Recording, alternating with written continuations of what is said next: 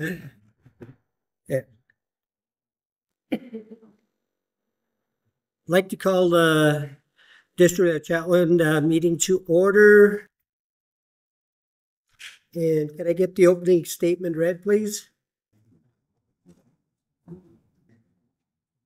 As we gather today on the traditional territory of the Treaty 8 Nations to conduct the business of the District of Chetwynd, we do so knowing that we are privileged to serve the citizens of this community, and we shall endeavor to conduct our business in their best interests. Thank you.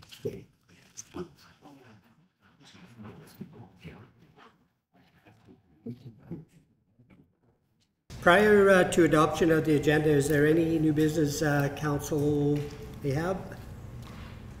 Councillor McDonald. I'd like to add South Peace Health Services Society member recruitment to the agenda.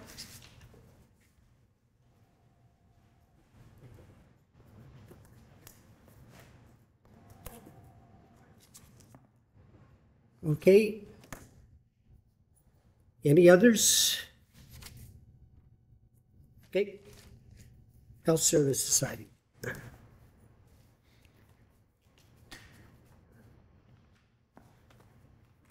Okay, not hearing any minutes. Minutes of the regular council meeting held on September 3rd, 2024. Motion to receive. Oh, okay. Agenda. Okay. Let's make a motion to accept the agenda with new business. Motion to adopt. Second. All those in favor? Carried. Minutes of the regular council meeting held on September 3rd, 2024. Motion to receive. Second. Councillor McDonald. Okay. Any errors or omissions? Councillor McDonald. In the format that I'm looking at, it looks like the mayor's report says no, and the administrative report has the mayor's report. I think just need to be swapped. Staff.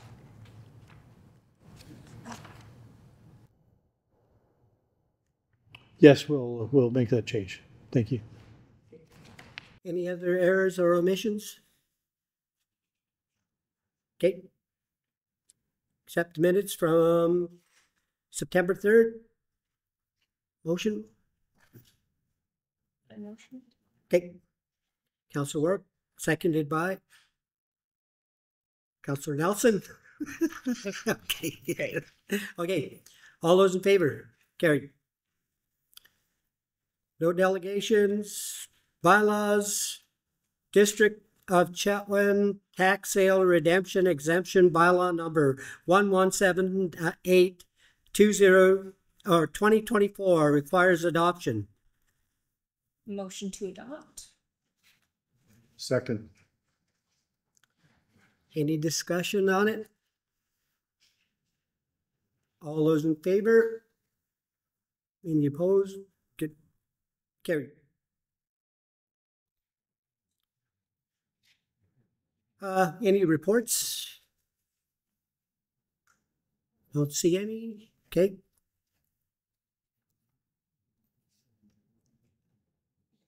No discussion items. Correspondence.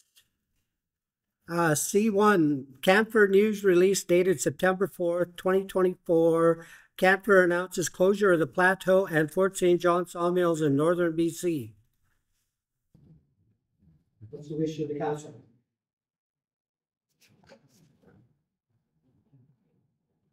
Motion to receive. C1. Okay. For information? Receive for information. Okay. Councilor McDonald. With the other recent Camphor announcement, we sent a letter of condolences, support. Is that something we wish to do again for if St. John's?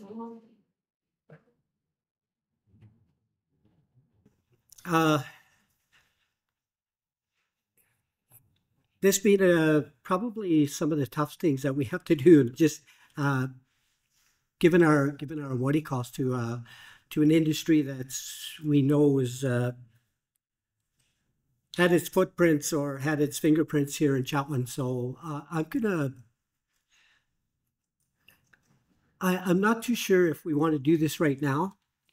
As mayor, I feel maybe later on once everything's settled, because it's just pretty raw right now, probably from Fort St. John and Plateau. So maybe in the future we'll if you don't mind. Yeah. And if council feels different, let's send a letter immediately, or let's let them absorb what they have, because I know when we were in it, it was pretty tough and then to hear people telling us that you're going down was a tough position to be in. Councillor Nelson? I have to agree with Councillor McDonald. I think it's a real blow for Fort St. John, and I think that our friend and colleague, Mayor Lilia Hansen, would really appreciate hearing that she's got and that their council has Chetwynd's support. And I would suggest that we do have staff compose a letter on behalf of mayor and council and not delay in that. In my opinion, I suppose I should make a motion to do so.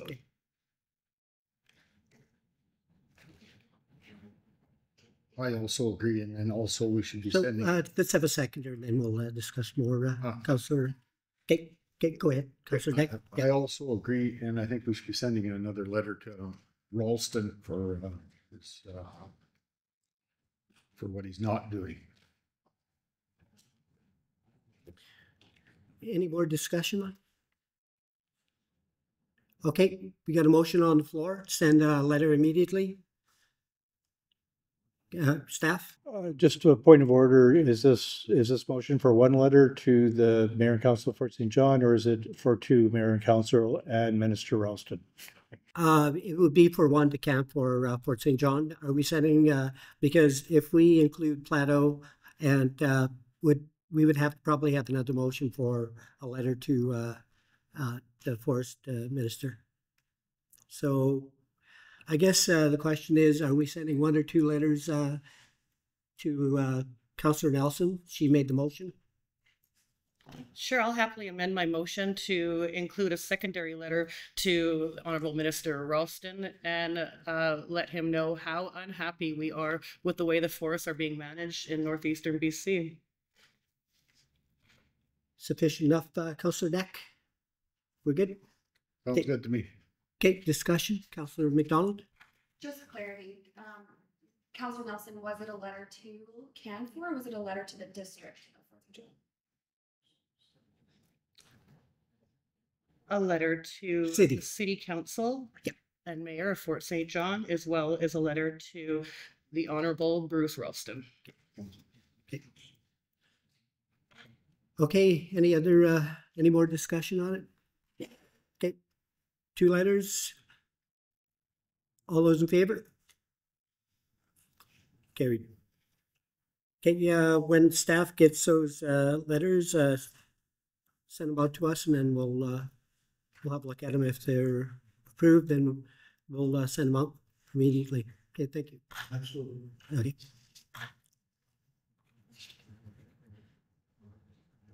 Just on a note, because I have the mic and I am disappointed in the way we've been handled in the Northeast, not only in the forest industry, but in everything else that we do. It seems like we're being not taken care of as people in the North and in Chetwynd and surrounding area. We certainly don't deserve what we're getting, and that is quite apparent in my view, my opinion. So the letters that we've sent, we get no results. We talked to the minister. I've had several discussions with the minister, and we still get, now he's not answering our calls, not giving us letters back. So hopefully one will get through. And with all the closures, we might have opportunity to engage with the minister and his staff. So thanks, Council, for this, and we will get the letters out immediately.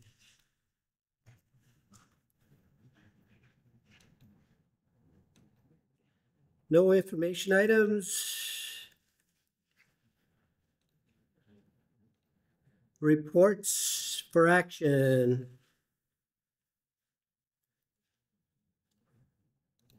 RA1. I'll make the recommendation that council designates the chief administrative officer as the deputy corporate officer effective immediately. Second.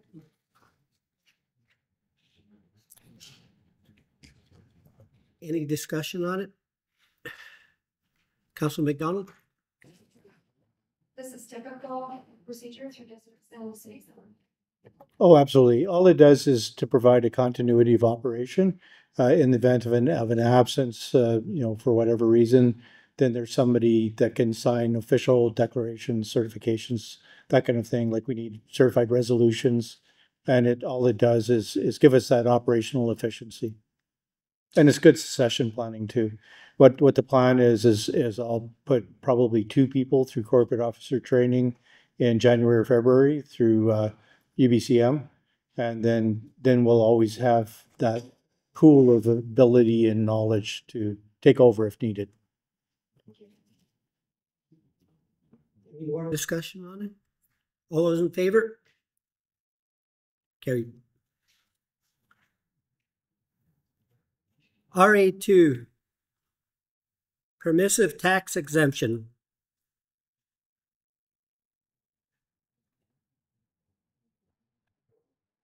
I'll make the motion that the district of Chetwynd permissive tax exemption bylaw number 1177/2024 be introduced and given first and second readings. Discussion of the proposed changes. We're still there.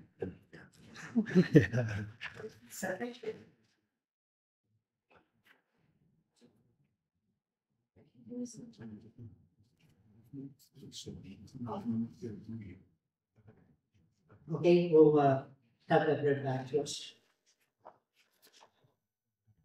That council received the report, that the District of Chetwynd permissive tax exemption bylaw number 117/2024 be introduced and given first and second readings.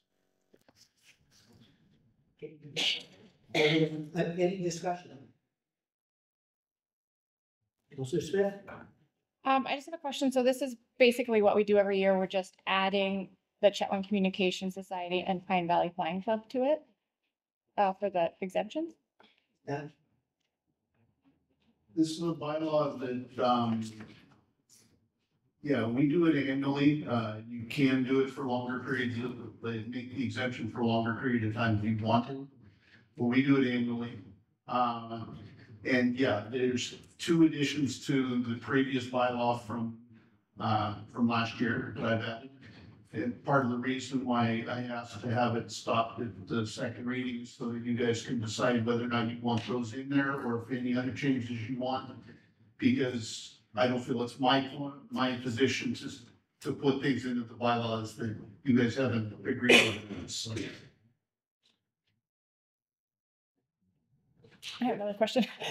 So the financial implications, it has 2 numbers. So is it only like half is like it's 778 for the Pine Valley Flying Club, 426 is the Chetwynd share. So they are still responsible for the other 400?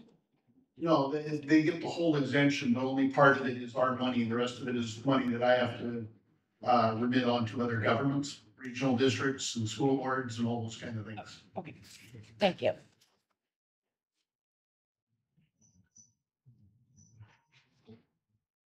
Any other? All those in favor? Carried.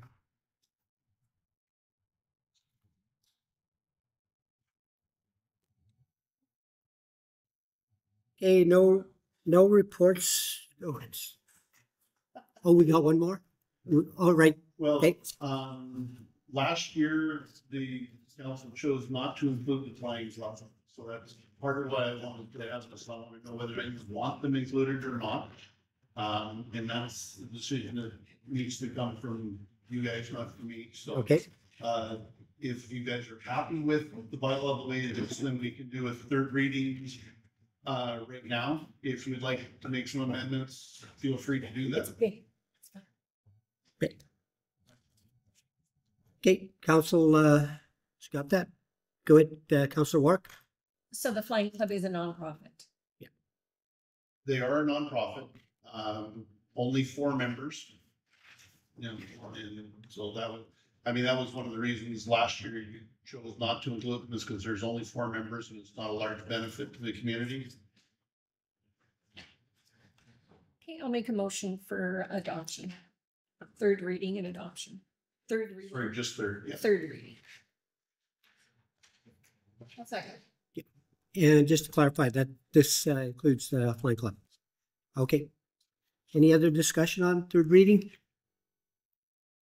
All those in favor? Carried.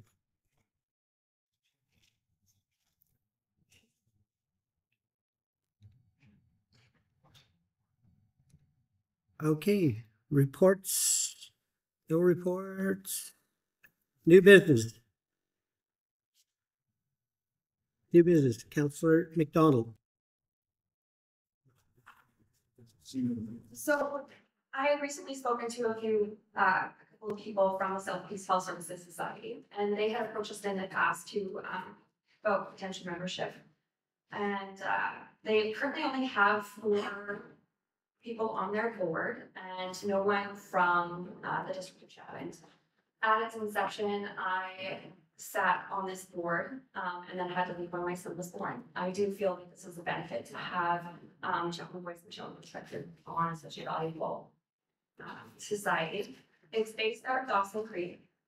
They help with recruitment and retention of medical professionals. And if council's okay with it, I'd like to read the Southeast Health Services Society in motion. So the Southeast Health Services Society is a not-for-profit society dedicated to enhancing medical care in the region by continuing its efforts for doctor and nurse retention and providing affordable accommodations for patients from the region who are receiving medical treatment in Dawson Creek.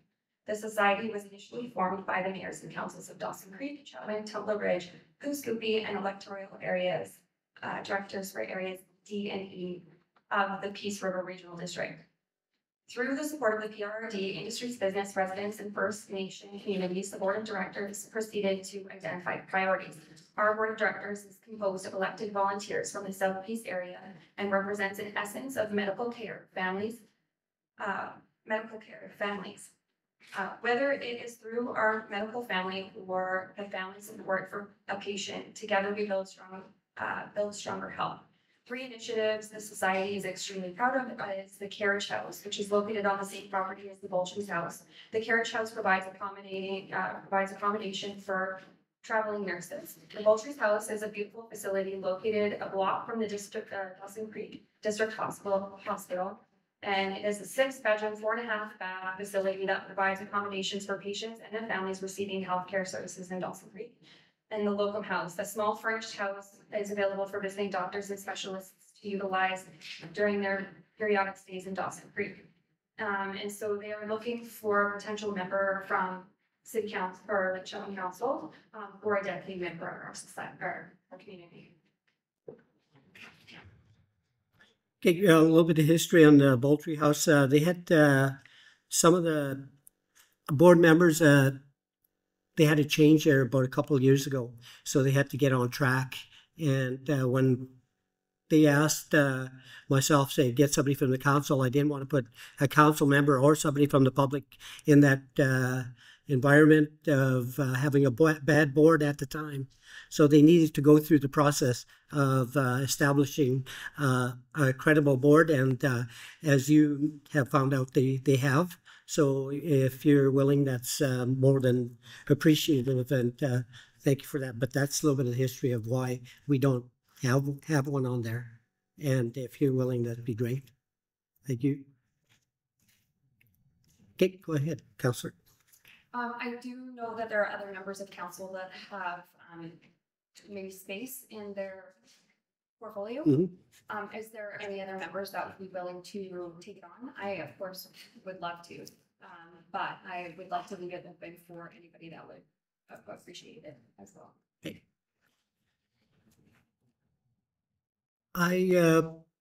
That's an ask, right? And maybe we'll just the next meeting give people a little bit of opportunity to check the schedule and see where they're at. And maybe we'll get back to you maybe by, when's our next meeting date, CAO? That's a good question, Your Worship. We have one scheduled for October 1st. By the way we've designed today's meeting, we can actually cancel that one if council would like to, because we'll still have the same amount. We have an extra meeting today, and it gives us the same amount of meetings. So that would make the next meeting October 21st, or we could still hold the October 1st meeting as of now. But as of today, there's nothing for the agenda for October 1st. This is usually kind of our quiet time because we have UBCM, then we'll follow that with Soto Healing the Land Conference, and council will be very busy and pretty tired by October 1st. So up to you guys. Go ahead, Councillor Deck. Is this just a director's thing, or is there financial implications for the community? No financial implications that I'm aware of.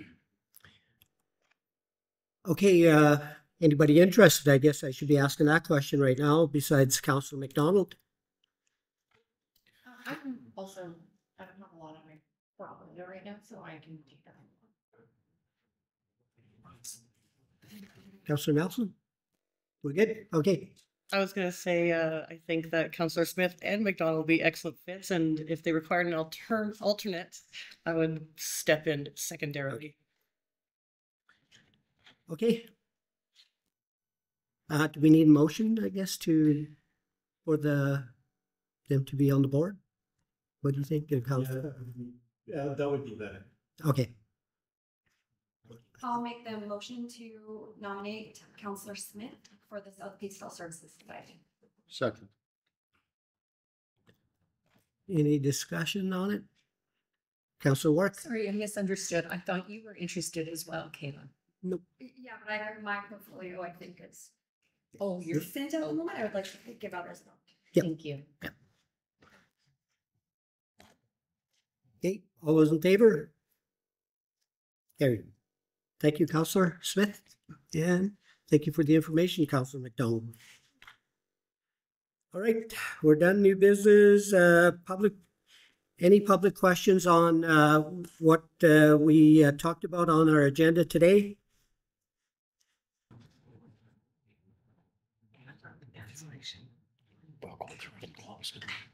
State your name and address. Lacey Archer, 4513 47th Ave. I just had a question here on the Ken foreclosure. It's my understanding that Mike Bernier is the shadow minister for forestry. Is that correct? Yes. Has anybody been in contact with him about this? Just for support from him as well? I believe that I talked with Mike, but not on this matter, because they're going through quite a storm right now with their United Party, and he's finally decided to become an independent. So I don't know where that puts him as a shadow minister. So we would have to contact Mike Bernier on that position before we continue with any questioning on the forestry, because as we know in British Columbia here, the United Party has withdrawn from the election. So that puts Mike and Dan Davies in a very poor position right now. So no, the answer is no. Your Worship? I would add that every letter that's gone to Minister Ralston, or generally any of the ministers, is CC'd with Mike Bernier, and we communicate with him on all of them. So he's been aware of all of our actions to date. I believe there's 4 or 5 letters that have gone to Minister Ralston at this point regarding Knife Act-based forestry in general and our continued dissatisfaction with the treatment. So all of these types of letters go to media outlets. They go to Mike Bernier, they go to Dan Davies on occasion, depending on the scope, and they'll go to Bob Zimmer as well as the MLA. Okay, yeah, I was just kind of asking because I thought maybe like a collaboration is better if he's able to still collaborate on something like that, but I realize that the United Party is Yes. kind of in a bit of a mess, so. Okay. Thank you for your question. Any other questions? Regarding one, I see here that there's gonna be some cost in the future for training, and I was just wondering, like, if the financial implications have been worked out for that, and like, what's been done in the past and what's changed to meet this? See, We have an education and training budget as an organization, and any training costs fall within that budget. It's part of our, every worker needs the tools to do the job. So we do a lot of certification, a lot of training, and the costs would be absorbed as part of the approved operational budget. When is the operational budget approved? Is that at the beginning of every fiscal year? It's a process. It'll be starting in about a month. We'll start having the initial talks. It depends on the year, but it'll be spring before it's normally adopted. Thank you. Welcome. okay, not hearing any other public, adjournment. Motion to adjourn. Second. All those in favor? Thank you, staff.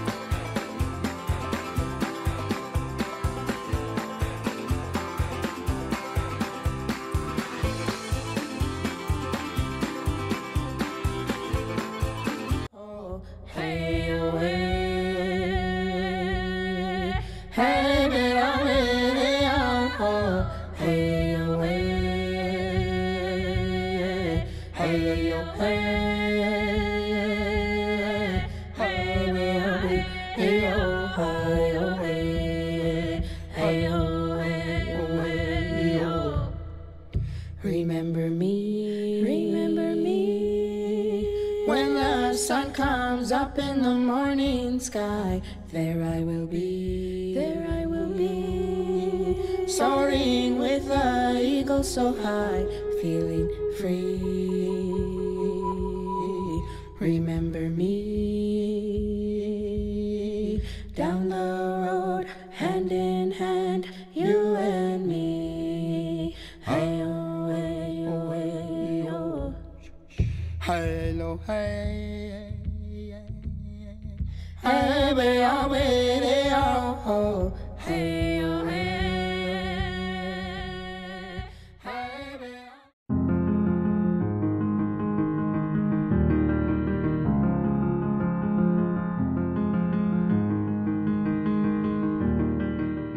The Lion Inn and Suites and the Red Lion Restaurant are independently owned and operated by Ken and Lily Chan. With daily, weekly, and monthly rates, the Lion is perfect for visitors to stay one night, a few days, or for the duration of a job in the Peace region. As a guest, stay in one of our 19 modern suites with brand-name mattresses, fully equipped kitchens, exotic hardwood flooring, and coin-operated laundry machines. Enjoy all the amenities of home. Have a little time to relax? Each one of our suites includes a giant flat-screen TV